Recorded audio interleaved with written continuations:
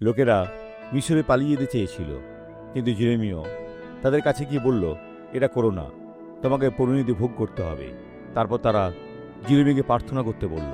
বাক্যটি মনোরম ছিল কিনা তা তাদের কিছু যায় আসেনি।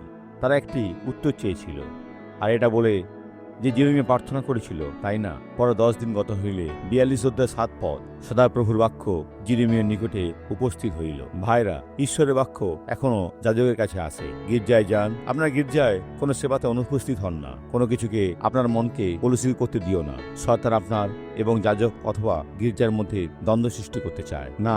যান, বিনয়ীভাবে বসেন, ঈশ্বরের সন্ধান করুন, কারণ ঈশ্বরের বাক্য আপনার কাছে পৌঁছবে এবং আপনি উঠে দাঁড়াবেন এবং আশীর্বাদ স্বরূপ হবেন। আসুন এখন প্রার্থনা করি। পিতা, খ্রিস্টের নামে আমি এই ব্যক্তিকে আশীর্বাদ করি এবং শয়তানকে বলি, ওদের স্পর্শ করো না। এখন তোমার বাক্য তাদের কাছে আসবে এবং তারা তোমার পরিকল্পনা বুঝতে পারবে। তাই যিশুর নামে ধন্য হও, আনন্দে বাস করুন।